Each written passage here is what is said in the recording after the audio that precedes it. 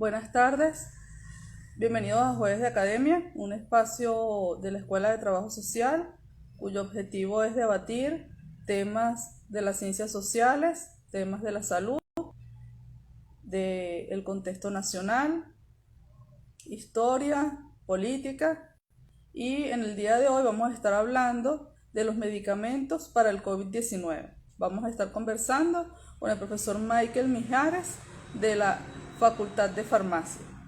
Bienvenidas las personas que se están conectando en este momento. Vamos a esperar unos segundos para que llegue nuestro invitado y también el público que siempre nos acompaña.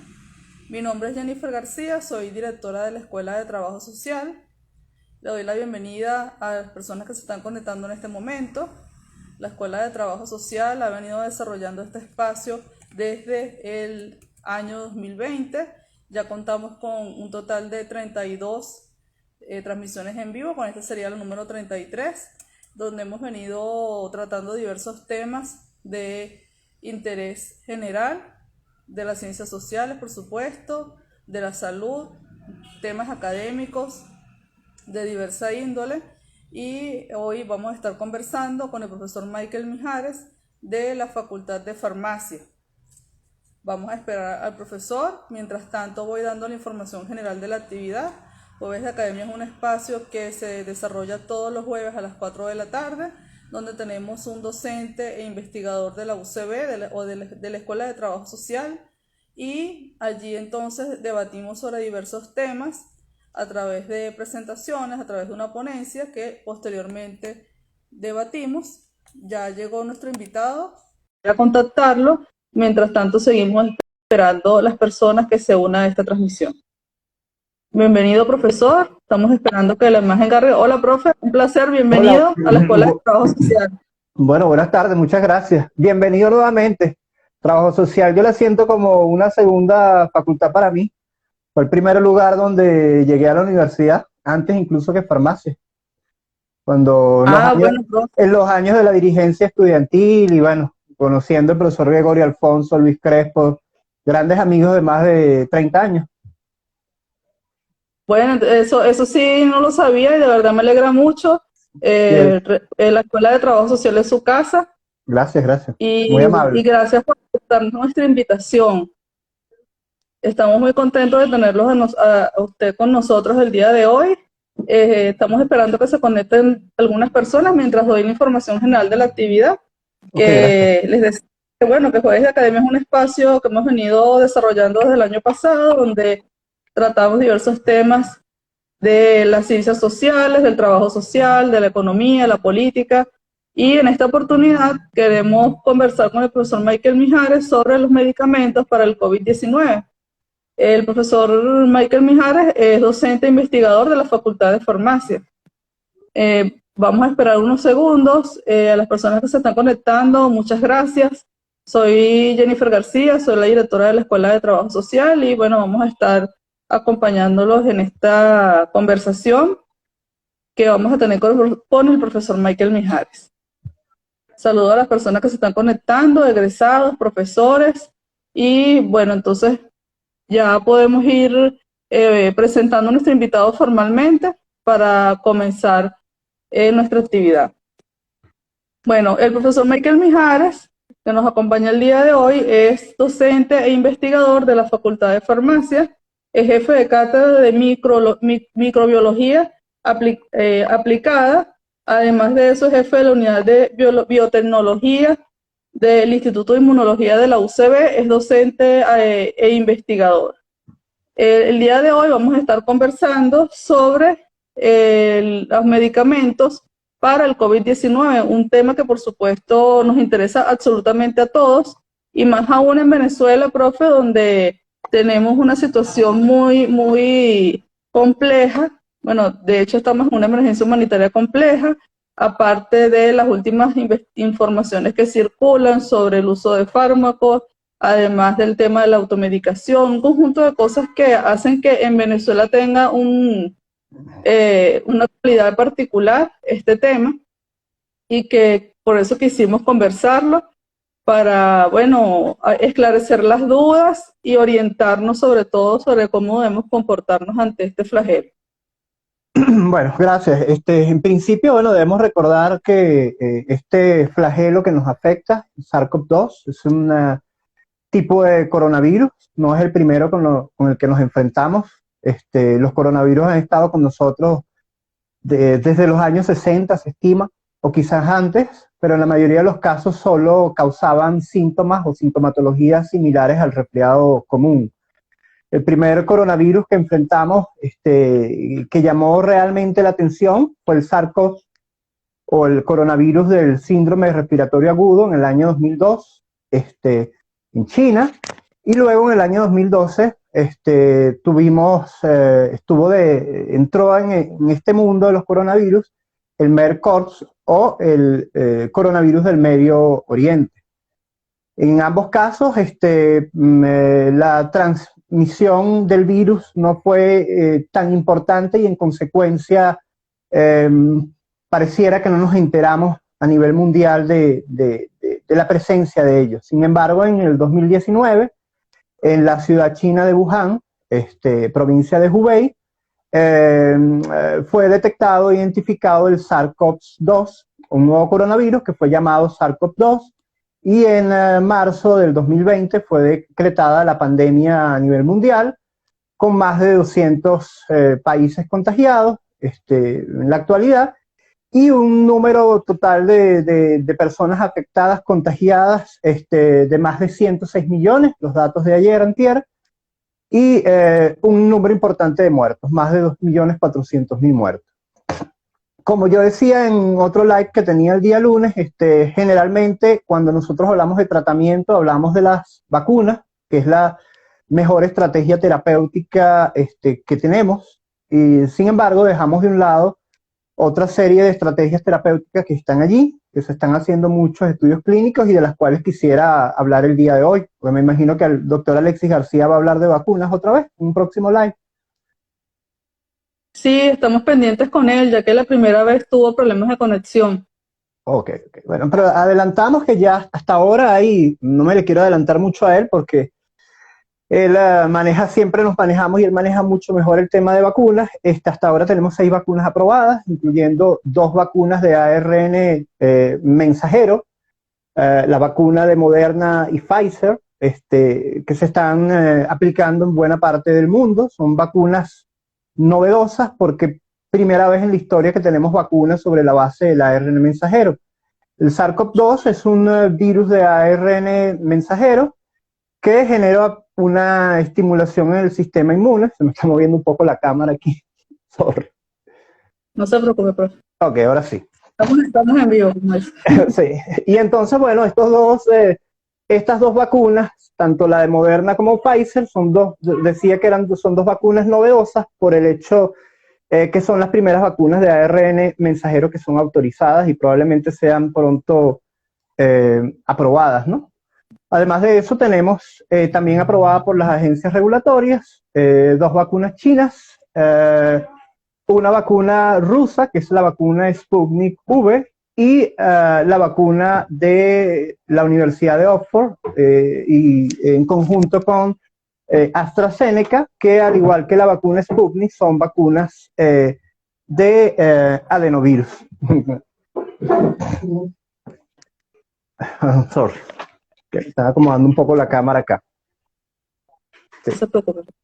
Entonces, bueno, eso sería en principio, idealmente, y así ha sucedido con todos los agentes infecciosos que tenemos hasta la fecha, o con la mayor parte de ellos, el proceso de vacunación es la mejor estrategia terapéutica para generar la respuesta inmune de los individuos y, en consecuencia, protegernos de la enfermedad. Entonces, eso iría por allí. Entonces, básicamente, además de las vacunas, son pocas las estrategias terapéuticas que tenemos hasta ahora aprobadas. Hasta ahora solo los corticosteroides, exceptuando en el caso que tenemos el caso de la dexametasona, ha mostrado un efecto importante antiinflamatorio, teniendo la capacidad de reducir la muerte de los pacientes. Además de esto, tenemos otras estrategias también autorizadas por la FDA, el Remdesivir, que es un antiviral, que es inhibidor de la RNasa bueno, sorry. Sí, tenemos el Remdesivir y lo más reciente que tenemos ahorita y que también lo discutía hace poco son las estrategias basadas en anticuerpos monoclonales que han sido aprobados y que tuvieron mucha notoriedad a nivel mundial porque el expresidente de los Estados Unidos, Donald Trump, cuando se infectó con el SARS-CoV-2 y desarrolló la enfermedad de COVID, le notificó al mundo, su equipo médico, que uno de los tratamientos que había recibido justamente era un cóctel de anticuerpos de la empresa Regeneron, y que ese era uno de los tratamientos que él había recibido. Otros anticuerpos autorizados por la FDA son los anticuerpos de la transnacional Eli Lilly, dos anticuerpos monoclonales, uno de ellos ya aprobado, que se llama Bamlanivimab, y esos son quizás de las mejores terapias que tenemos en la actualidad. Bueno, ya solucionado el problema aquí. Entonces no sé si quieren, no sé si tenemos preguntas por allí, o si sigo adelante. Profe, por lo general nosotros les damos 25 minutos a nuestro invitado para que desarrolle sus ideas o menos lo que él considere conveniente y luego entonces pasamos a las preguntas. Ah, interesante, es Si diferente, diferente a la metodología del lunes, por eso pregunté. Bueno, sí, hay otras terapias que son bien importantes, que las veremos allí. El 4 de febrero, la semana pasada, el jueves de la semana pasada, la Dirección de Medicamentos y Alimentos de los Estados Unidos, la FDA, aprobó el uso del plasma de pacientes convalecientes. El plasma de pacientes convalecientes es el plasma que se le aplica a los pacientes, y este plasma se toma de personas o pacientes que han desarrollado la enfermedad COVID-19, que se han recuperado de la enfermedad y que a su vez han desarrollado elevados títulos de anticuerpos. En estos casos, este tipo de estrategia, al igual que la estrategia de anticuerpos, la conocemos como inmunidad pasiva, porque lo que tenemos allí es la respuesta final del sistema inmune. Idealmente, cuando el sistema inmune se enfrenta a un elemento patógeno, virus, bacterias, debe desarrollar una respuesta de activación a través de las vías humorales, la vía de producción de anticuerpos a través de los linfocitos B, y la activación del sistema inmune celular adaptativo a través de la activación de los linfocitos B. Previo a esta estimulación del sistema inmune, debería venir una respuesta de activación del sistema inmune adaptativo, debería venir una activación del sistema inmune innato, que quizás es uno de los problemas que se presenta en buena parte de los pacientes que se complican o fallecen, que las respuestas de su sistema inmune innato no preceden a las respuestas del sistema inmune adaptativo, y en estos pacientes generalmente que producen poco interferón, una citocina que está involucrada en los procesos de respuesta antiviral. Entonces, en este tipo de pacientes que la respuesta inmune innata no sucede, generalmente pueden o tienden a complicarse. Entonces, en esencia, como decía, en la mayoría de las personas que se infectan por el SARS-CoV-2, estamos hablando aproximadamente un 95%, entre 80 y 95%, su sistema inmune se activa de manera adecuada, en los tiempos correctos, la respuesta inmune innata primero, posteriormente la respuesta inmune adaptativa, hay una respuesta robusta de anticuerpos, una respuesta inmune celular robusta, y buena parte de estos pacientes, o la mayor parte de estos pacientes, no desarrollan sintomatología clínica. Es decir, para estos pacientes, quizá para algunos de ellos, sienten una ligera molestia que pudieran confundirla con un resfriado común y no presentan ningún otro problema. El mayor problema está en ese 5 o 10% de los pacientes que sí su sistema inmune no se activa de manera adecuada, y algunos de estos son los que se complican y fallecen. Entonces, como decía, para entender un poco lo que es la terapia, en el caso de la respuesta inmune adecuada, el paciente se enfrenta al virus, su organismo responde, genera anticuerpos, neutralizantes, y estos anticuerpos neutralizantes, que son posteriores a la respuesta inmune innata, conducen a la neutralización del virus y a la eliminación del virus. Entonces, repito, en estos pacientes se producen anticuerpos. Esta terapia de las que le estoy hablando, que se aprobó la semana pasada, ¿en qué consiste? En estos pacientes que se recuperaron, que desarrollaron los anticuerpos, esos anticuerpos en el plasma se transfieren a pacientes que estén enfermos. Entonces, la aprobación de la semana pasada, ya que estamos hablando de terapéutica, de la aprobación del uso de plasma convaleciente, ha sido aprobado por la FDA para pacientes que estén en un estadio leve y que además ese plasma sea donado de pacientes con COVID que se recuperaron y generaron una respuesta de anticuerpos robusta. Tienen muchos anticuerpos y esos anticuerpos de esos pacientes pueden curar a otros. Esa sería la respuesta mediada por plasma convaleciente, aprobada la semana pasada. Es una de las pocas terapias aprobadas. La otra terapia de la que hablaba anteriormente es la terapia de anticuerpos monoclonales, que fue desarrollada o se desarrolló fundamentalmente a través del aislamiento de esos anticuerpos neutralizantes. Un paciente que se recupera de la patología puede desarrollar incluso hasta 2000 anticuerpos diferentes y de diferente potencia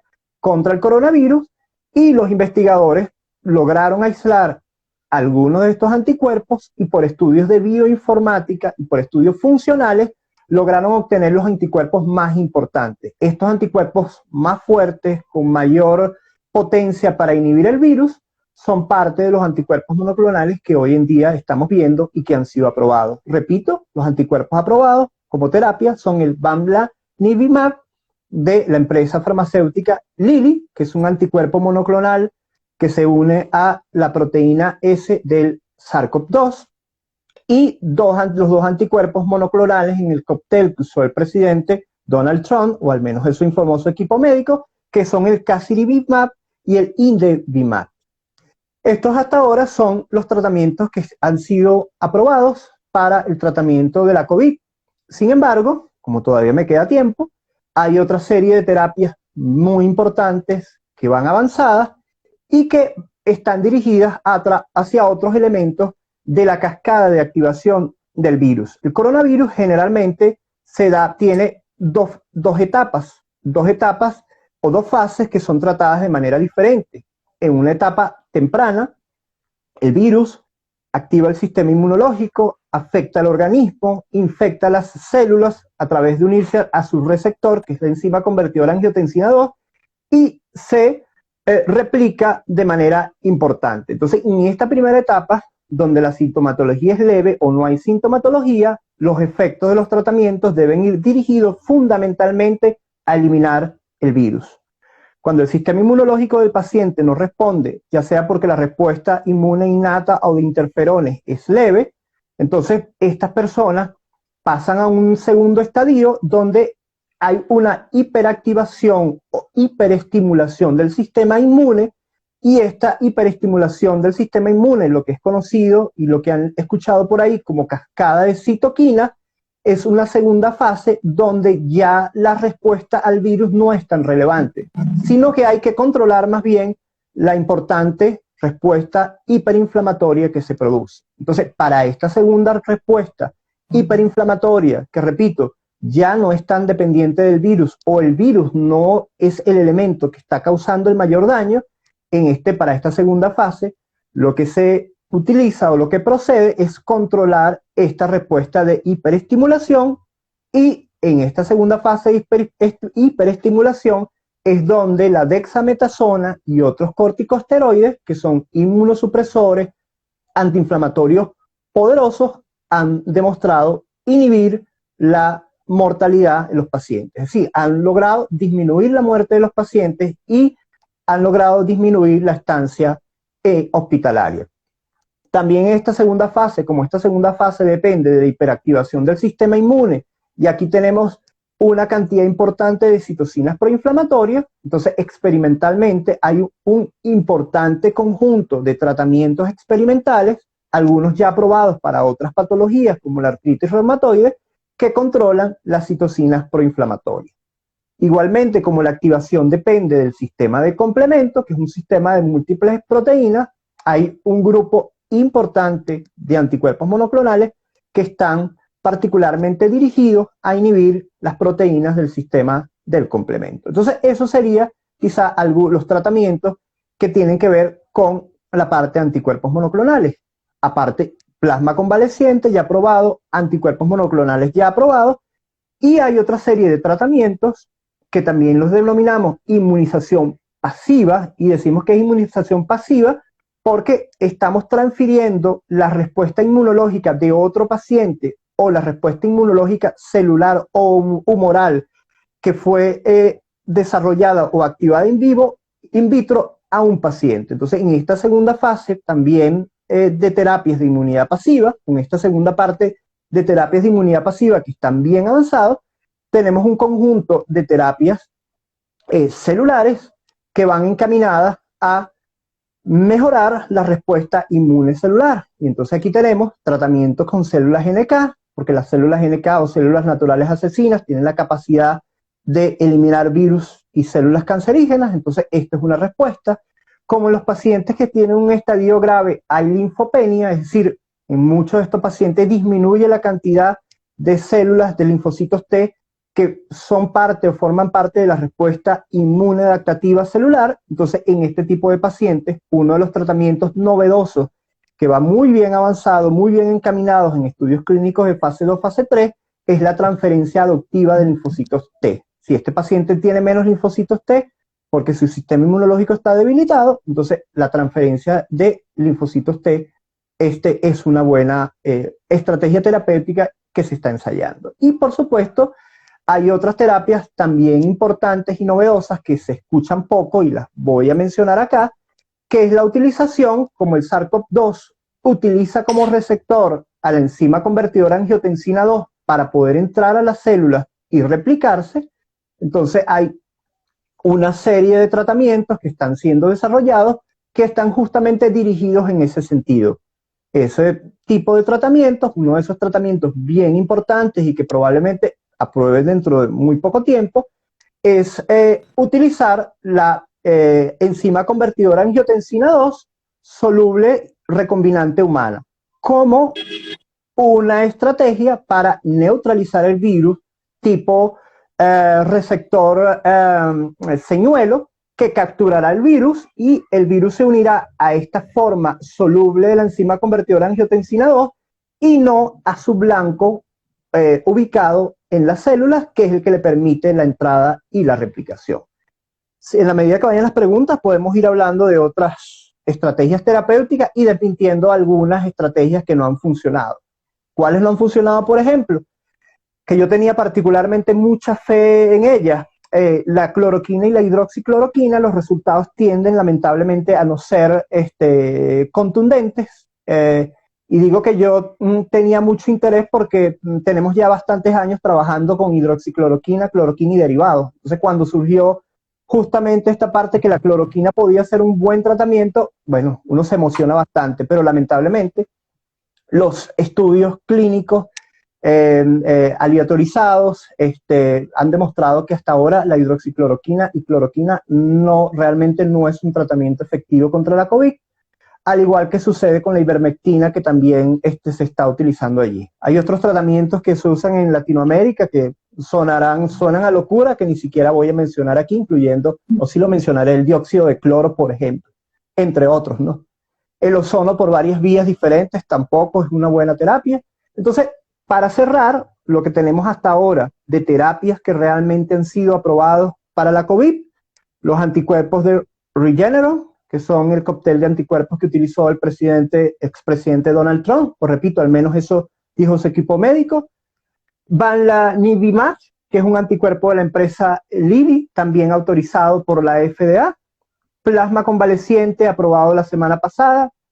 Los corticosteroides, especialmente la dexametasona, pero solo en el caso de pacientes que están hospitalizados y con una enfermedad grave. Cuidado con la dexametasona, que es un corticosteroide. En muchos casos lo han querido usar o lo están utilizando desde un primer momento y el efecto de los corticosteroides y dexametasona tiende a ser más bien deleterio si se da en las primeras fases de la enfermedad. Si la enfermedad es leve, más bien la dexametasona se comporta como un inmunosupresor y entonces más bien impide que el sistema inmunológico del paciente reaccione. Dexametasona y otros corticosteroides para enfermedad ya avanzada y como antiinflamatorio.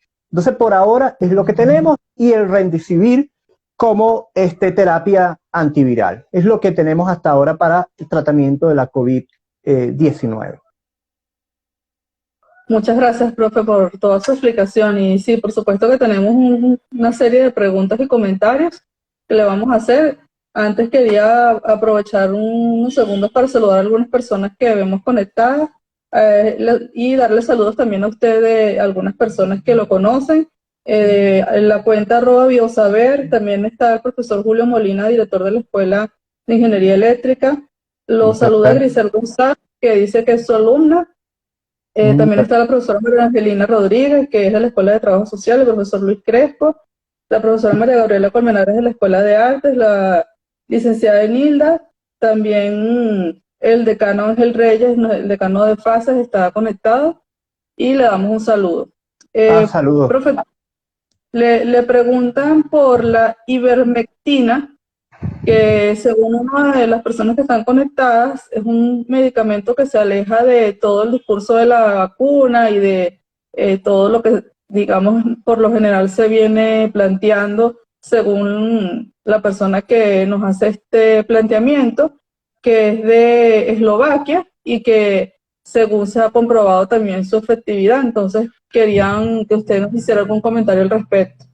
Sí, de la ivermectina justamente hablé hace poquito porque es un antiparasitario que ya está aprobado para el tratamiento de ese tipo de patologías, pero los resultados hasta ahora de la ivermectina no han sido contundentes. Es decir, para que uno pueda decir que realmente un fármaco sea activo contra la COVID, los resultados en grandes estudios clínicos, estudios controlados, aleatorizados, doble ciego, deben mostrar que efectivamente ese fármaco inhibe la progresión de la enfermedad, disminuye la estancia hospitalaria o disminuye la mortalidad.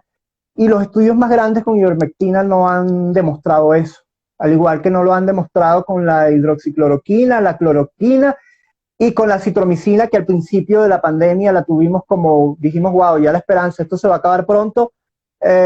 Cuando se hicieron estudios más grandes, controlados, demostraron que la efectividad no es la que se creía, pues. Entonces, esa es la estrategia en los estudios clínicos, debe ser demostrado con los estudios controlados, con un número de pacientes adecuados, la muestra adecuada, estudios doble ciegos, usando placebo o la terapia de sostenimiento, que la terapia funciona. Y lamentablemente con la ivermectina, con la cloroquina, hidroxicloroquina, y por ahí está resurgiendo ahora la colchicina también, con ninguno de esos fármacos hasta ahora se ha logrado demostrar eso.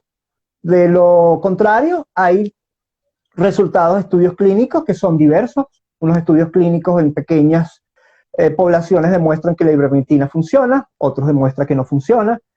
Y bueno, a lo mejor si se amplía un poco más la población, podríamos ver o el número de pacientes y se mejoran las condiciones, o se escoge una población particular de pacientes, a lo mejor se logra demostrar ese efecto, ¿no? Que es justo lo que pasó con el plasma convaleciente. El plasma veníamos que funcionaba, teníamos esperanza en mayo del año pasado, luego en agosto nos dijeron que no funcionaba y tuvimos que esperar hasta febrero, cuando las evidencias científicas de los estudios bien controlados dijeron sí, efectivamente funciona, siempre que el plasma se utilice en pacientes con una enfermedad leve y siempre que el plasma sea donado por pacientes que tengan elevados títulos de anticuerpos. Entonces, ya con el plasma se demostró, tuvimos desde mayo hasta la fecha en idas y vaivenes, pero con el caso de la ivermectina, cloroquina, hidroxicloroquina, hasta ahora lamentablemente no. Bueno, también le preguntan, profe, por ivermectina, por la propuesta de medicamento que se ha venido manejando, disculpe, por el Carbativir, ya nos habló de la ivermectina, ya nos explicó claramente de qué se trata la situación que hay con esta opción. La pregunta es sobre el Carbativir, que es el medicamento supuestamente preventivo que se ha venido mencionando mucho a través de los medios de comunicación y que lo presentó Maduro en los medios de comunicación. Sí, hasta ahora yo soy farmacéutico y soy farmacólogo, es un doctorado en farmacología. Entonces, nosotros somos muy estrictos con la manera como leemos los estudios. Y hasta ahora, lo que sabemos de ese fármaco, lo poco que hemos leído, es que los estudios que se realizaron son estudios in vitro. Esos estudios no están publicados y hasta que no veamos, lamentablemente nosotros, hasta que no veamos los estudios publicados con las evidencias, no podemos definir que el medicamento funciona o no. Incluso si son estudios in vitro y los resultados son los adecuados, funciona, como lo han dicho, desde que los estudios se aprueban in vitro hasta que podemos utilizar esos fármacos biológicos en pacientes, estamos hablando de al menos 10 años. Generalmente, para un fármaco, cuando se evalúa in vitro, debe demostrarse todo el mecanismo y eso toma entre 2 y 4 años. Luego vienen los estudios preclínicos que deben realizarse para todos los fármacos biológicos o no biológicos en diferentes especies, exigidos tanto por la FDA como la EMA, que es la Agencia Europea del Medicamento.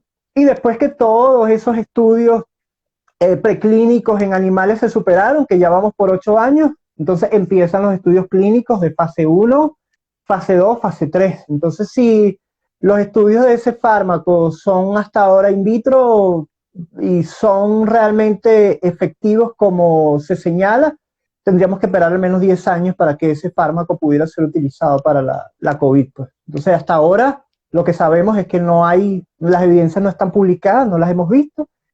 Y si es in vitro y las evidencias son las adecuadas, faltaría al menos una década para que lo podamos usar para la COVID-19. Sí, profe. Le preguntan por acá, ¿qué información tiene de la vacuna de Pfizer?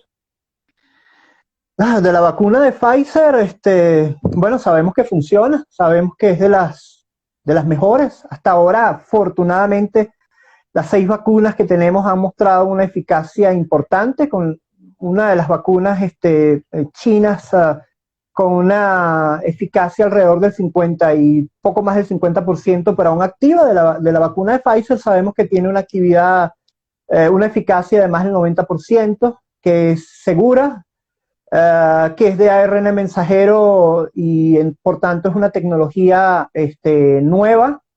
Lo que hablan la mayor parte de los investigadores es que quizá esa vacuna y la de Moderna son de las mejores que podemos tener, porque ya el ARN de la proteína S del coronavirus está encapsulada en nanopartículas y permite una respuesta inmunológica importante, pues, que viene dado por la eficacia que estamos viendo. Entonces, tanto esa como la vacuna de Moderna, ambas de ARN mensajero, son 2 vacunas novedosas. Es una ganancia que hemos tenido dentro de esta tragedia de la pandemia. Son las primeras vacunas de ese tipo que se tienen. Y todo lo que hemos visto de la vacunación masiva en Estados Unidos, aproximadamente 1.400.000 dosis que se están colocando diariamente en Estados Unidos, y el seguimiento que se le está haciendo es que son vacunas eficaces y vacunas seguras. Y las otras dos vacunas que tenemos por allí, que son vacunas de adenovirus, tanto la Sputnik como la de AstraZeneca, favorablemente para nosotros y para acabar con esta pandemia, las 2 vacunas también son eficaces y también son seguras. Mientras más vacunas tengamos con esas características, eficacia, es decir, puedan prevenir el contagio de coronavirus y al mismo tiempo sean seguras, no generen efectos adversos importantes o muertes en las personas. Entonces, mientras más tengamos, más rápido se acabará esta pandemia. Aprovecho para saludar al profesor Gregorio Afonso que se conectó. Oye, gracias, Y un placer, gran amigo. Y Luis Crespo, creo que lo mencionaste por ahí, gran amigo también.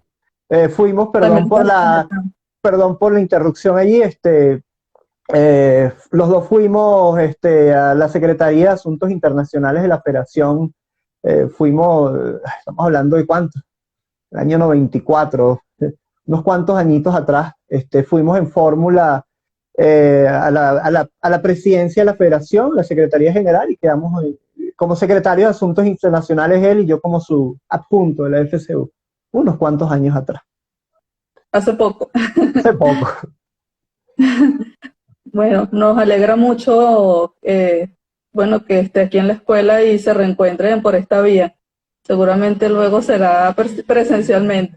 Seguramente. Vi que Gabriela también está por allí. Creo que es Gabriela, es la coordinadora académica. ¿Cuál es el nombre de la Sí, profe? correcto. La profesora Gabriela Morillo. Sí, No, yo Morillo. no me percaté, por eso no lo saludé. Ah, sí, ya, sí, la acabo de ver. Sí, Buena saludos a la amiga, profesora Gabriela Morillo. muy buena amiga y le mando saludos también. Bueno, allí está conectada y ya lo está escuchando. Profe, aquí tengo otra pregunta. ¿Cuáles son los títulos de anticuerpos que se estiman para un plasma apto de convaleciente? Ya usted nos decía que no resultaron favorables este tipo de posibilidad. Sin embargo, bueno, está esta pregunta que acaba de llegar y también otra que yo le tenía sobre un comentario que se escucha también en las noticias acerca de la factibilidad digamos, la mayor facilidad que tiene la vacuna que viene de Rusia en trasladarse y utilizarse en Venezuela porque no requiere cadena de frío. Si eso es cierto, quería su comentario al respecto. Sí, son dos cosas. La primera, el plasma convaleciente, sí funciona. Fue el que fue aprobado el 4 de febrero, día de mi cumpleaños, la semana pasada.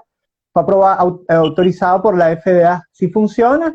Y estamos hablando generalmente que se esperan unos títulos de anticuerpos con una dilución de 1 para 320 o un poco más para que pueda ser utilizado. Un título de anticuerpos elevado. Entonces, si los títulos de anticuerpos son superiores a eso, y se puede utilizar bajo el concepto que tiene aprobado la FDA para el tratamiento de pacientes leves a moderados, es decir, pacientes que han sido recientemente diagnosticados, porque como explicaba un ratico atrás, para que la respuesta antiviral funcione, tiene que ser cercano al diagnóstico con la COVID-19. Entonces, sí, el plasma funciona y ese número sería aproximadamente el de los títulos de anticuerpos que se requieren. Y respecto a la vacuna del Instituto Gamaleya, Sputnik V, sí requiere cadena de frío,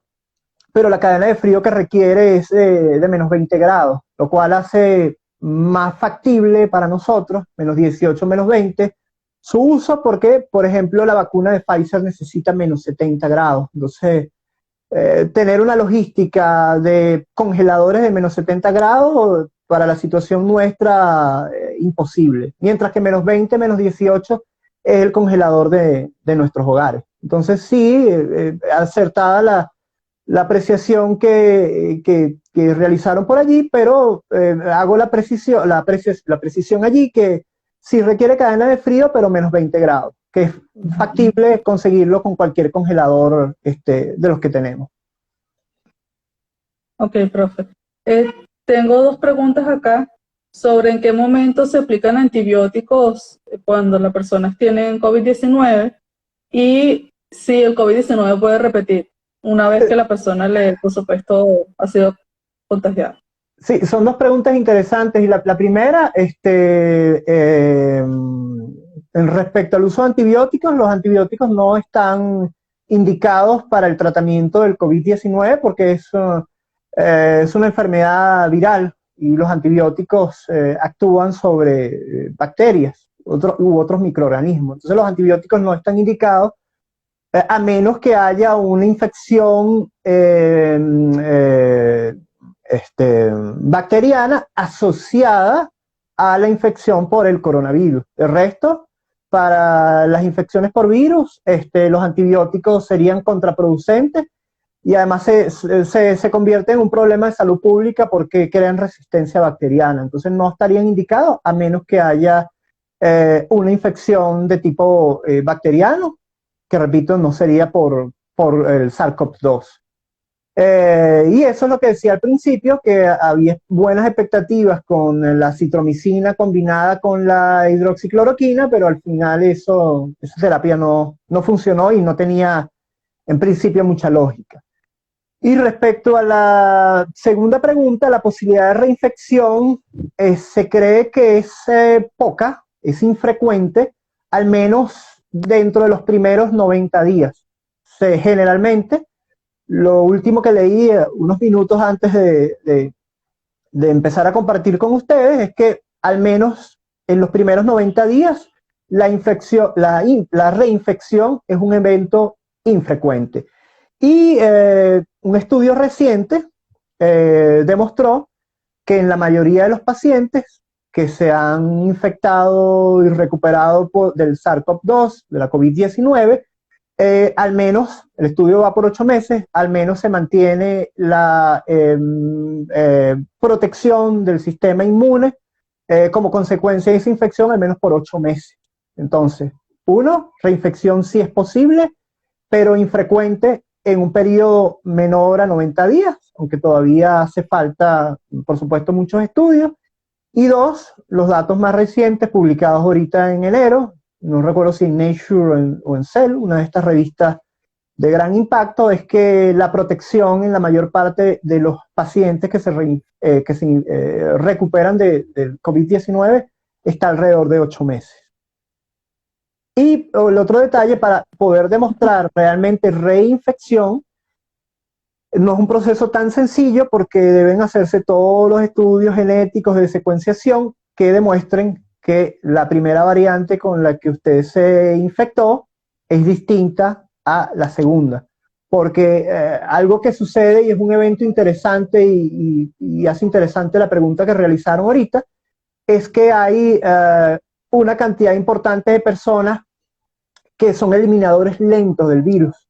El virus generalmente, en la mayor parte de los pacientes, se puede eliminar en un periodo de pocos días, unas 2 semanas, 3 semanas, pero hay personas que eliminan lentamente el virus y restos del virus pueden permanecer por hasta 2, 3 meses. Entonces, si el virus que se determina dentro de 3 meses es el mismo que tenías al principio por estudios genéticos, entonces no fue que te reinfectaste, sino que eres un eliminador lento del virus.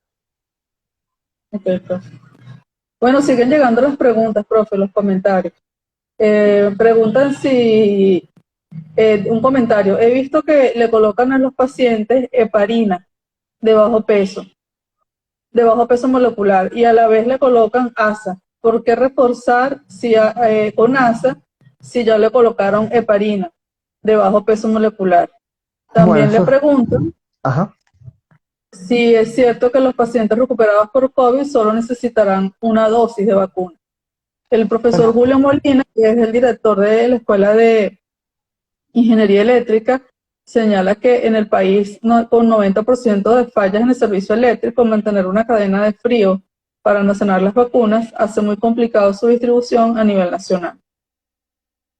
Sí, bueno, ese es un tema, empiezo por la última, y sí, efectivamente va a ser complicado mantener la cadena de frío porque este tipo de vacunas y productos biológicos no deben descongelarse y volverse a congelar porque pierden la actividad, ¿no? Y eso va a ser un problema, pero bueno, sin embargo tenemos la expectativa de que siempre pensando en lo mejor, que las condiciones eléctricas permitan mantener las vacunas y que los lugares donde las vayan a tener cuenten con los espacios y las plantas necesarias para esto, ¿no? Es lo que uno aspira, porque el número de dosis que efectivamente vamos a tener en Venezuela y en el resto del mundo no van a ser van a ser insuficientes, ¿no? La vacunación no finalizará este año, sino para finales del año que viene en el mejor de los casos, ¿no? Al menos en nuestros países, en Latinoamérica. Respecto a la otra pregunta, ¿cuál? Por favor, ¿me la recuerdas? ¿Se lo repito? Sí, por La que favor. hace referencia a que dice que a heparina de bajo peso molecular, a los pacientes que le colocan esto y a la vez ASA, que por qué refuerzan con ASA si le colocan heparina de bajo peso molecular. Es la pregunta bastante técnica para usted. Sí, es una pregunta Quizá no lo puedo traducir un poquito. no, es una pregunta más clínica, lo cual no es mi especialidad porque soy farmacólogo básico y la utilización de heparinas y ASA es una estrategia que va a depender definitivamente del clínico, ¿no? Son estrategias que va a depender justamente del tipo, si el paciente tiene coagulopatías o no, tromboembolismos o no. Y bueno, ya es una pregunta más clínica que farmacológica, ¿no? Así que, como diría, se la paso a un clínico, se la paso a Alexis. Ah, bueno. Pero había otra allí que sí era más farmacológica, no recuerdo. Sí, déjeme buscarla. Que sí es cierto que los pacientes recuperados por COVID solo necesitarán una dosis de la vacuna. Bueno, eso aparentemente algunos estudios lo indican que debe ser así, ¿no? Porque lo que generalmente sucede con la vacunación es que en una primera dosis el sistema inmune empieza a reaccionar, empieza a activar ese letargo, responde a ese sistema inmune, a ese virus, generando una activación de linfocitos B, una respuesta humoral, memoria de linfocitos B, y igual con los linfocitos T. Y cuando damos la segunda dosis, ese sistema inmunológico que ya estaba, como diríamos, preactivado, logra conseguir o generar una activación completa, ¿no? Entonces, eso es lo que conseguimos con las dos vacunaciones y por eso, antes de terminar de responder la pregunta, es esencial que cuando el proceso de vacunación comience aquí, ya sea que lleguen las vacunas que están señaladas por ahí de AstraZeneca, OPS o OMS, que son 2,4 millones de dosis que por allí leí, o las vacunas del Instituto Gamaleya, Sputnik V, que son lo que hemos leído son 10 millones de dosis. Es importante que los pacientes que se vacunen deben seguir manteniendo su tapaboca durante todo ese periodo, porque hasta que no se coloquen su segunda dosis y haya una respuesta del sistema inmune a esa segunda dosis, estamos hablando de 28 o 30 días, no se considerará que ese paciente o esa persona estará protegida. Entonces, esa teoría, y es la pregunta que estaba haciendo interesante allí, ha surgido como una alternativa de algunos estudios que se han realizado que demuestran que en algunos pacientes que tienen una respuesta que no es que no cursa con una activación tan importante del sistema inmune, cuando se recuperan del SARS-CoV-2, una sola dosis pudiera permitir ese efecto de refuerzo. Eso todavía no está establecido o demostrado fielmente, pero es una tendencia que se está planteando allí. Es decir, que la infección que tuvo el paciente por SARS-CoV-2, que no desarrolló una sintomatología importante, sería equivalente a una primera dosis y con la segunda dosis lograría la protección inmunológica que se espera que sea aproximadamente 2 años. Entonces, pertinente la pregunta. No está del todo demostrado, pero sí, es una tendencia que en algunos países indicar solo una dosis a los pacientes que se recuperaron con SARS-CoV-2. La aplicabilidad de esto va a ser difícil de demostrar, sobre todo en los países que tienen muchas dosis, porque va a ser bastante complejo hacer análisis de PCR o de anticuerpos a todos los pacientes antes de vacunarlos. Eso hasta ahora no hay muchos países que se sumen a esa vía, pues. Es decir, una vía donde demuestren que el paciente asintomático, que no tuvo sintomatología alguna, tuvo COVID-19 por medio de un ensayo y que después de eso venga la vacunación, es poco probable por lo difícil, por lo engorroso y por la logística que eso implicaría. Entonces la mayoría de los pacientes, la mayoría de los países le están suministrando 2 dosis a todos los pacientes, incluso a esos pacientes asintomáticos que no desarrollaron ninguna sintomatología. Si no están demostrando por alguna vía que esos pacientes tuvieron COVID y que esa dosis va a ser el refuerzo. Entonces, interesante la pregunta y esa sería la respuesta para ella. Muchas gracias, profe. Bueno, siguen llegando las preguntas. Hay algunas preguntas que ya usted ha respondido. Sin embargo, la voy a leer porque posiblemente la persona se acaba de conectar y es bueno que se vaya con la información. Son varias, ¿no? ¿Hasta cuántos días puede estar contagiado un paciente con COVID? En el caso de reinfección, los síntomas, quienes lo presentan, ¿atacan igual o suelen ser más leves? También preguntan cuándo deja de contagiar un paciente que sufrió COVID. También, ¿cómo se puede controlar la carga viral en aquellos pacientes que ya pasaron por la enfermedad? Ok. Por ahora, esto es que yo más. Sí, son varias allí. Entonces, controlar la carga viral hasta ahora, bueno, no tenemos, lamentablemente, no tenemos ningún antiviral que haya demostrado una efectividad importante contra el SARS-CoV-2, con la excepción del Remdesivir, que los datos no son ni siquiera significativos, aún así se ve una mejoría interesante, no hay ningún antiviral que realmente pueda controlar el virus por ese mecanismo. Entonces las terapias vía anticuerpos, ya sea por plasma, ya sea la protección o profilaxis por la vacuna, es la estrategia que tenemos, o anticuerpos monoclonales o las otras estrategias que mencioné por allí. En cuanto a cuánto tiempo puede estar infectado, lo decíamos, esos datos no son todavía claros o concluyentes, pero lo respondía hace ratico señalando de que hay pacientes que tienen una presencia del virus, incluso por algo así como 3 meses, si mal no recuerdo. Puede ser los eliminadores lentos, pueden tener en su organismo el virus por mucho tiempo.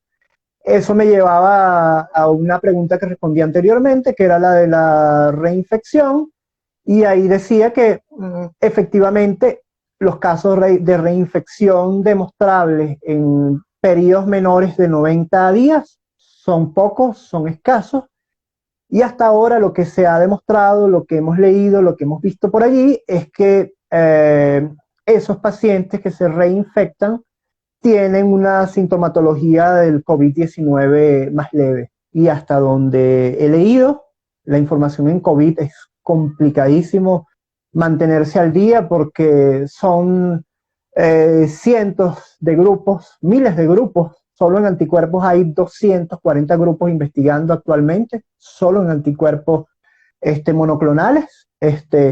Entonces es difícil mantenerse al día con la información, pero hasta ahora lo que conozco, lo que he leído, lo que he revisado, es que ninguno de los pacientes que se ha reinfectado y efectivamente se ha demostrado que es una reinfección, ninguno de esos pacientes ha tenido una sintomatología grave y ninguno de esos pacientes ha fallecido.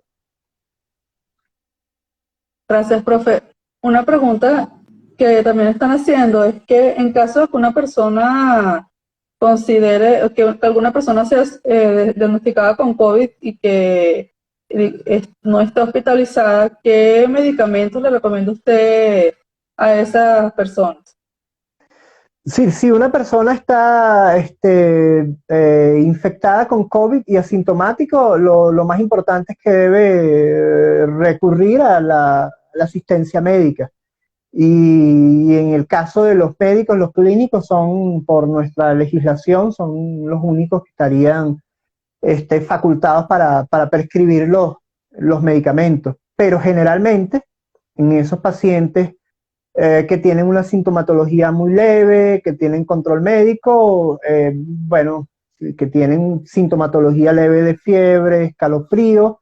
Generalmente las terapias con antiinflamatorios no esteroideos, como el ibuprofeno, o elementos o fármacos para controlar la fiebre, el dolor de cabeza, como el Atamel, son la terapia indicada, pero en todo caso, repito, muy responsablemente, si un paciente es diagnosticado con esta patología, debe recurrir a su médico y debe tener un control permanente de la patología, porque la patología pudiera progresar de leve a moderada en un periodo corto de tiempo, e incluso en personas que no son ancianos, que son las personas de más riesgo, que no tienen enfermedades cardiovasculares o respiratorias, que no son diabéticos, que no tienen una obesidad mórbida,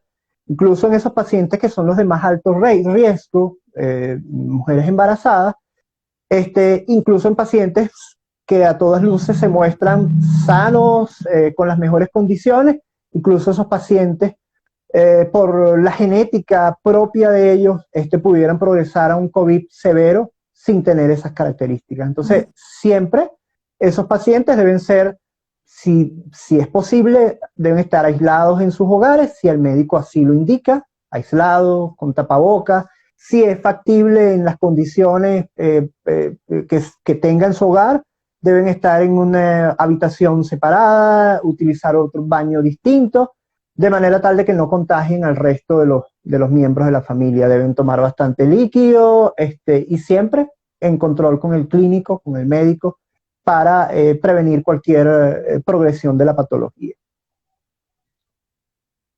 Le preguntan si el eliminador lento del virus sigue contagiando.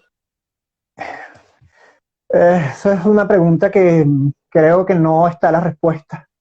Esas son de las tantas interrogantes que están por allí. Probablemente algunos eliminadores lentos, lo que quedan son restos del virus que no tienen capacidad de contagiar, y hay otra suerte de pacientes eliminadores del virus que sí tienen formas activadas del virus y pudieran contagiar.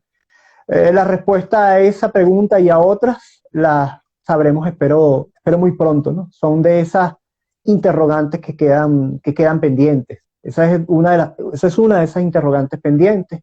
La otra interrogante pendiente por allí es cuánto tiempo nos va a proteger las vacunas. La otra interrogante que queda pendiente allí es cuánto, si la infección natural protege más que la vacuna, y cuánto es la protección que garantiza. Son preguntas complicadas de responder porque apenas tenemos 1 año y 2 meses. Entonces, si esperamos que la vacuna proteja por 2 años, tendremos, y apenas se están aprobando las primeras vacunas, tendremos que esperar un ratico más para tener esa respuesta. También me están preguntando por acá, profe, que se ha observado el incremento de COVID en pacientes infantiles. Si considera, ¿qué considera usted sobre esto? ¿A qué se debe esta situación? Pero ¿dónde sería? ¿Aquí en Venezuela o a nivel mundial? No mencionan, están generalizando un poco, eso sí. Están generalizando un Porque, poco. Cada vez oye más porque, noticias.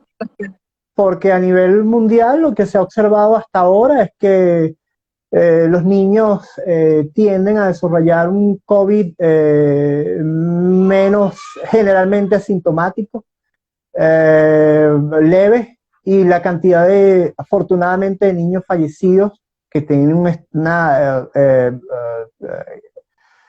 condiciones de salud generales normales, generalmente es buena. Si se refiere a países quizá como el nuestro, donde pudiera ser que el nivel de desnutrición es importante, entonces allí entraría en juego una variante, ¿no? Esa protección para los niños, que generalmente permite que ellos estén protegidos por su sistema inmune, no aplica si las condiciones generales de salud no son buenas. Es decir, niños que tienen patologías severas, cáncer, o niños desnutridos que por supuesto su sistema inmunológico está debilitado. En esos casos, evidentemente, vamos a tener la sintomatología, se van a enfermar y bueno, lamentablemente el porcentaje y la fatalidad, la mortalidad allí va a ser más elevada cuando lo comparamos con niños sanos que tienen las mejores condiciones de salud. Profe, ya estamos llegando a la hora de la transmisión. Por lo general nosotros nos tomamos una hora para esta actividad o un poquito más. Tenía otra pregunta para usted sobre el caso de la vacuna china, que realmente se han escuchado muy pocas noticias de una vacuna china, sobre todo sale a relucir la de Rusia, las de Estados Unidos. ¿Qué información tiene usted sobre esta vacuna y por qué cree que ha sido tan poco, digamos, mencionada? Si se refiere a la vacuna china, si no me equivoco, la de Sinovac que fue probada en Brasil, el mundo científico quizá no está muy feliz de los datos porque mientras las vacunas de Pfizer, Moderna, dos vacunas de ARN mensajero, la eficacia fue superior al 90%. La vacuna Sputnik V, la eficacia fue del 91,4%. La vacuna de Moderna, incluyendo el error que cometieron allí, el increíble error que cometió AstraZeneca y Oxford, la eficacia estaba entre el 62 y 90%. Pero si se refieren a esta vacuna china que fue ensayada en Brasil, la eficacia fue poquito superior al 50%. Es decir, en el límite inferior, para que una vacuna sea aprobada, la eficacia debe ser superior al 50%. Y aunque he hablado de eficacia buena parte de la tarde, cuando hablo de eficacia se refiere a la capacidad que tiene la vacuna de proteger que las personas desarrollen la enfermedad. Si una eficacia del 90% significa que de cada 100 personas que se coloquen la vacuna, 90 estarán protegidos y los otros 10 generalmente desarrollarán una enfermedad leve. Con el caso de esta vacuna china, la eficacia, si mal no recuerdo, fue del 51 o 50,6%. Estuvo muy cerca del límite inferior y aunque la empresa dueña de esta vacuna la defiende ferozmente, creo que la comunidad científica y clínica no está muy feliz que ese resultado haya dado y haya sido aprobado en la raya, ¿no? Entonces, de esas vacunas, por supuesto, yo recomendaría cualquiera de las 4 primeras. Son las 2 vacunas de ARN mensajero, Moderna y Pfizer, las 2 vacunas de adenovirales, la Sputnik V5, que la recomendaría sobre la vacuna de AstraZeneca y Oxford por el hecho de que utilizaron una estrategia inteligente con 2 adenovirus en lugar de 1 y eso engaña el sistema inmune. La primera dosis se usa un adenovirus diferente al segundo y eso de alguna manera engaña el sistema inmune para que no reconozca ese virus. Entonces, respecto a si es esa China, no, la eficacia no es muy buena. Me imagino que por los valores se referirán a eso. Pero igual así, protege, pues, los pacientes, protege el 50% y ese otro, los datos de Brasil demuestran que el otro 50% que desarrolla la enfermedad desarrolla un COVID leve y los pacientes no fallecen. Es que sí genera una protección, pero también genera bastantes dudas. Esa vacuna hasta donde sé no la vamos a tener aquí, al menos por los momentos. Ok, profe. Siguen llegando preguntas, pero ya no queremos excedernos en el tiempo. Y igual le queremos transmitir las últimas preguntas que han llegado y tenemos también acá algunas que se han respondido de una manera u otra. Por ejemplo, tenemos si el virus está en constante cambio, ¿cómo harían con las vacunas que se están colocando en algunos países? Si seguirían siendo eficaces, es decir, si el virus cambia, entonces las vacunas, ¿será que tienen la capacidad de cubrir esos cambios? Y bueno, aquí una de las personas que está conectada pide que por favor se le responda cuánto tiempo sigue las personas contagiando. Ya usted mencionaba algo al respecto, pero si quiere ahondar en este punto, sería bueno porque, bueno, hay mucha incertidumbre al respecto. Sí, respondiendo la primera, hasta ahora, lo que se sabe hasta ahora es que cuando hablamos del SARS-CoV-2 hay una suerte de confusión, ¿no? Los virus, como todos que hemos tenido anteriormente, los virus mutan y lo que hemos visto hasta ahora del SARS-CoV-2 son variantes, ¿no? Hay dos conceptos que sería bueno aclarar para responder esa pregunta, que es las variantes y qué son las cepas. En el caso de las variantes son mutaciones que no son de una relevancia tan importante y el virus mantiene en esencia las mismas características. Es decir, cuando tenemos las diferentes variantes que hemos visto, la variante sudafricana, la variante brasileña y la variante británica, hasta ahora lo que se ha demostrado es que las vacunas protegen contra esas diferentes variantes. Al menos es lo que se ha demostrado hasta ahora en la mayoría de los casos. Con los anticuerpos monoclonales, aparentemente por el diseño inteligente que han hecho tipo cóctel, también se garantiza una protección porque los estudios de bioinformática que hicieron ampliaron el espectro de acción de manera tal que, incluyendo las mutaciones menos probables, estos dos, cuando son cócteles anticuerpos, se unen a epítopes distintos, a lugares distintos de reconocimiento del virus, y entonces si muta en un lado, la probabilidad que mute en el otro es muy baja. Entonces los cócteles protegen. Entonces que hasta ahora lo que se sabe es que las vacunas van a proteger siempre que tengamos solo variantes, mutaciones que no sean tan relevantes.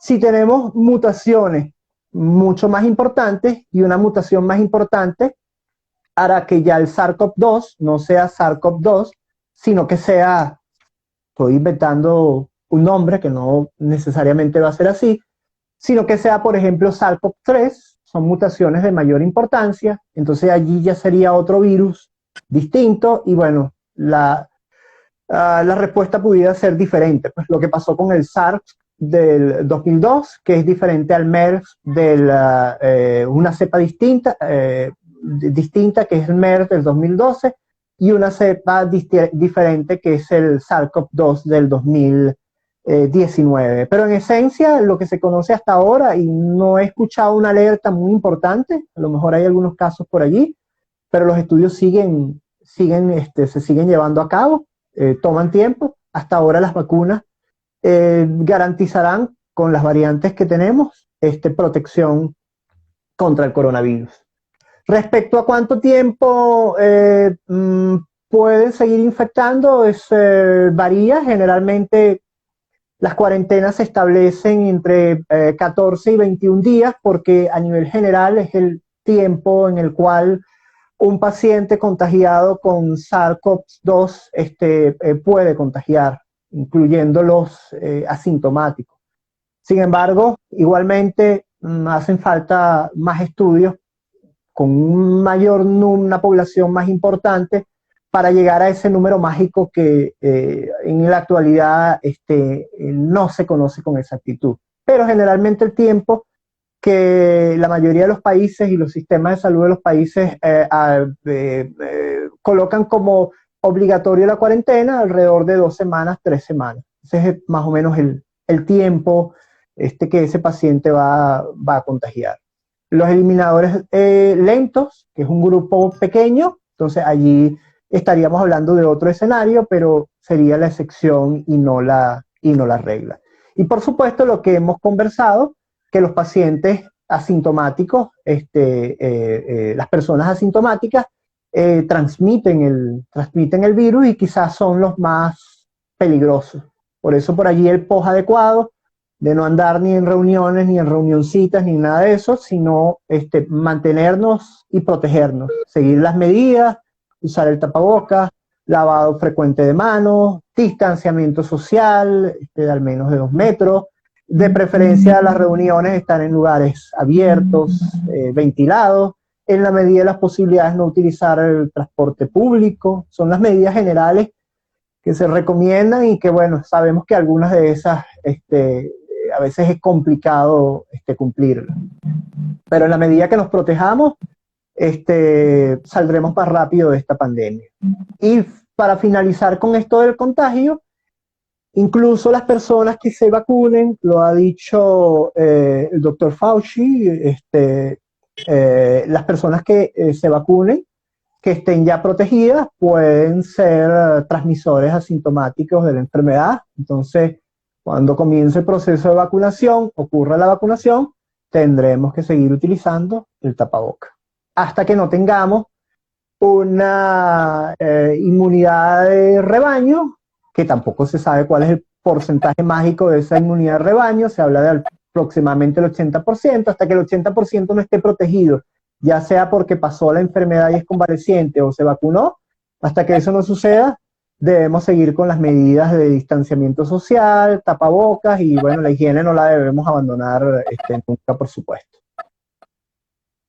Y esta información se la están dando a las personas que están vacunando en estos países, porque pareciera que ya las personas con una vacuna se sienten protegidas y sienten que no requieren mayores medidas de protección porque ya están respaldados por la vacuna. Sí, el CDC de los Estados Unidos lo ha dicho y lo ha repetido hasta el cansancio. Aquí también a nivel del Ministerio de Salud se ha repetido, los médicos, los clínicos también lo repiten, la OMS también lo señala. Debemos hacerlo. El problema a veces es que nos confiamos, ¿no? Y he visto en entornos incluso muy médicos, muy clínicos, que a veces se pierden las medidas de distanciamiento y bueno, sorprende un poco, pero es así.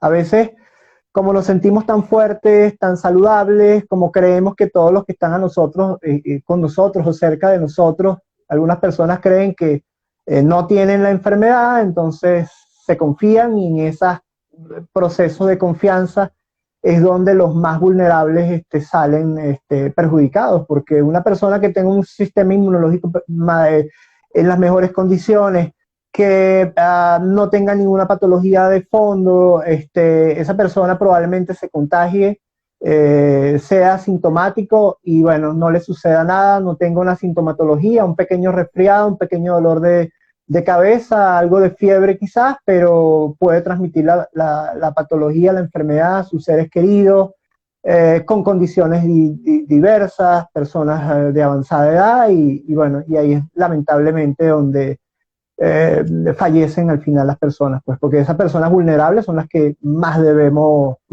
proteger. Entonces yo sugiero que se mantengan las medidas de protección al máximo, y más ahora, pues estamos más cerca, la luz se está viendo ya, no estamos ya al final del túnel, pero la luz se está viendo un poquito, ya vemos algo de ese destello. Entonces vamos a cuidarnos ahora, vamos a dejar de inventar y vamos a protegernos. Vamos a proteger a los demás, sobre todo vamos a cuidar a las personas más vulnerables. Y el otro detalle allí, antes de finalizar, es que los niños también, los niños generalmente no desarrollan sintomatología clínica, los niños no se enferman de gravedad, los niños no fallecen, pero los niños son transmisores.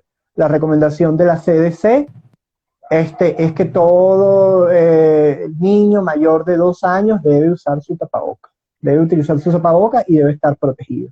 Porque generalmente los niños juegan, se tocan las superficies, el virus puede estar y permanecer en la superficie durante muchos días, y es una forma de contagio importante. Entonces, a protegerse, esa es la indicación que debemos transmitir a todos, pues. Muchas gracias, profe. Ya para no abusar del tiempo, igual voy a leerle las últimas preguntas y les voy a pedir que nos dé un mensaje de cierre, sobre todo en el ánimo de lo último que nos dijo, de la esperanza de que ya estamos llegando, quizás no al final del túnel, como usted mismo dijo, pero nos acercamos un poquito a ver alguna lucecita allí, ¿no? Por acá una de las personas que está conectada le pregunta si desaconseja asistir a espacios cerrados como cines y teatros aún cumpliendo con los protocolos de bioseguridad. También hay varias personas preguntando sobre la confianza o desconfianza que genera la vacuna Sputnik por el contexto político y ese tipo de cosas. Ya usted ha hablado al respecto, sin embargo, bueno, no quería dejar de un lado estos comentarios porque pudiera englobarlo al final de la intervención y así entonces las personas se vayan con la información. Y bueno, también quiero aprovechar para transmitirle las felicitaciones de las personas que se han conectado, en especial de los profesores de la Escuela de Trabajo Social. En particular tengo acá la profesora Sara Vera, el profesor Gustavo May, el profesor Luis Crespo, y bueno, también de mi parte, muchas gracias por darnos toda esta información y entonces lo escuchamos ya para sus palabras de cierre con estas preguntas que le leí. Bueno, gracias. La primera pregunta en cuanto a espacios cerrados, realmente es una pregunta compleja, ¿no? Por el elemento comercial que está involucrado allí, pero en lo personal yo no recomendaría en la situación actual asistir a ningún lugar y espacio cerrado, porque generalmente en ese tipo de espacios las medidas se relajan. Y un cine oscuro donde el tapaboca te molesta, hay personas que les molesta el tapaboca y se sienten asfixiados en un ambiente abierto, entonces en un ambiente cerrado es muy probable que la mayoría de las personas no sigan las medidas recomendadas, se retiren el tapaboca, es un espacio no ventilado, por lo mismo que decía, el virus se mantiene en superficies durante tiempo prolongado. Si las medidas de limpieza que se realizan no son las adecuadas y un paciente contagiado toca la silla, los bancos o los lugares dentro de un área cerrada y ese lugar no se limpia de manera inmediata, eso es una fuente importante de contagio. Por allí vemos que hay personas y lugares donde limpian los espacios una vez al día, lugares por donde pasan 2.000 personas, potenciales contagiadores, pero lo limpian una vez al día, eso no sería el elemento. Entonces, yo no lo aconsejaría, aunque evidentemente las personas y dueños de estos espacios no estarían muy de acuerdo con lo que estoy diciendo, ¿no? Y respecto a la vacuna Sputnik V, ya yo lo he señalado por las redes y lo ha hecho también el profesor Alexis García, lo ha hecho público. Doctor Alexis García es el investigador principal de la vacuna V en Venezuela y yo soy uno de los tres investigadores de la vacuna. Si bien los acuerdos de confidencialidad nos impiden develar cualquier tipo de información, los estudios de fase 3 de la vacuna rusa, como es conocida, fueron presentados y publicados en la revista The Lancet, una revista con un índice, un factor de impacto de 60, donde se publican entre el 1 y 5% de los papers que son aceptados. Es complicado y el sueño de nosotros es, por supuesto, publicar allí. Los resultados que están publicados allí demuestran la eficacia de la vacuna, demuestran un reconocimiento internacional de la vacuna y demuestran que los efectos adversos son leves y los mismos que pudiéramos observar para un resfriado común, por ejemplo. Y además de eso, un elemento que refuerza el uso de esa vacuna ha sido la colaboración que han establecido el Instituto Gamaleya con la gente de la Universidad de Oxford y AstraZeneca para combinar sus vacunas. Ellos están combinando sus vacunas sobre la base de que la utilización de dos vectores adenovirales distintos, un adenovirus 5 y adenovirus 26 por la vacuna rusa, permite engañar el sistema inmunológico y tener una respuesta más robusta. Entonces, de acuerdo a lo publicado, lo que hemos visto, y los estudios de fase 3, sería una vacuna que deberíamos colocarnos si tuviéramos la posibilidad tan pronto sea posible. Bueno, profe, gracias por toda esta información que nos ha dado y este mensaje final. porque es fundamental estar informados de muchas cosas que circulan por las redes, que realmente lo que nos generan es zozobra. Y bueno, entonces ya vamos a ir cerrando. Le voy a pedir que nos dé todas sus redes sociales para que las personas lo sigan y puedan conocer esta información que está totalmente validada para que se informen, valga la redundancia, de una fuente correcta. Y luego entonces, bueno, ya nos despedimos finalmente. Bueno, muchas gracias.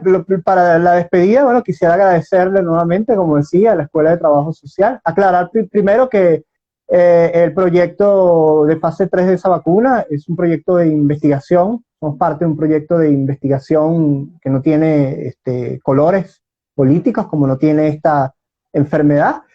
Y bueno, darle las gracias a la Escuela de Trabajo Social nuevamente. Recordarlo para los que no lo escucharon al principio, fue mi primera casa en la universidad. Me recibió cuando era un líder estudiantil por allá en los años, wow, yo tengo edad, en 1988, cuando tenía 14 años, y empezábamos con las reuniones de federaciones de estudiantes. Yo era el presidente del centro de estudiantes y bueno, uno de los lugares donde me tocó reunirme fue justamente en la escuela de trabajo social y con otros líderes. Entonces, bueno, hicimos cursos, pásalo en la UCB, donde dimos formación para los estudiantes, recabamos recursos, ya ellos estando en la Facultad de Farmacia, y bueno, la amistad por cualquier cantidad de profesores de allí, que está Stephanie, no sé si está allí también, buena amiga, Gregorio Alfonso, Luis Crespo, que sé que está en Economía, Gabriela Morillo, entre otros, los que puedo recordar, son muchísimos. Mi suegra es trabajadora social, que en paz descanse. Entonces, bueno, es un cariño muy particular por la escuela, como yo la llamo. Y respecto a las redes, bueno, como yo estoy, sin alargar mucho, estoy a cargo como jefe de la unidad de biotecnología. La unidad de biotecnología, que en este momento del cual soy jefe de esa unidad de investigación, fue la que desarrolló 40 años atrás en nuestro país los sueros antiofídicos y antiescorpiónicos, en ese momento llamado Laboratorio de Investigaciones, los sueros que hoy en día comercializa y produce la empresa Biotecfar. Y bueno, nosotros estamos justamente como unidad de biotecnología en una fase de relanzamiento, de investigación, en la cual vamos a necesitar mucho apoyo y donde queremos que en nuestro país podamos producir proteínas recombinantes, como la insulina, filgrastim, vacunas en nuestro país, y por supuesto anticuerpos monoclonales para diferentes usos. Entonces estamos ahorita en una suerte de proyecto de avanzada en términos de biotecnología moderna, y bueno, vamos a requerir de todo el apoyo para salir adelante en esto. Pues los recursos son limitados, pero bueno, Venezuela es grande y con el apoyo de todos podremos salir adelante con todos esos proyectos en lo que sería la segunda avanzada de la unidad de biotecnología después de los sueros antiofídicos y antiescorpiónicos. Nuestras redes, Biotecnofar, en